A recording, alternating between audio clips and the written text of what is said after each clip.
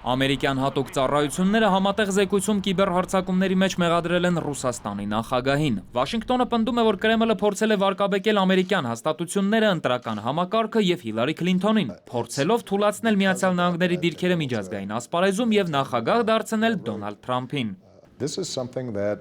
Պուտինը նման գործողություններ պարբերաբար իրականացնում էր Եվրոպայում, սովորաբար հարակից երկրներում, որտեղ ռուսախոս բնակչություն կա, բայց առավել ինտենսիվ Արևմտյան Եվրոպայում, ՆԱՏՕ-ում, մեր դաշնակից պետություններում, որտեղ առաջիկայում նույնպես սպասվում են ընտրություններ։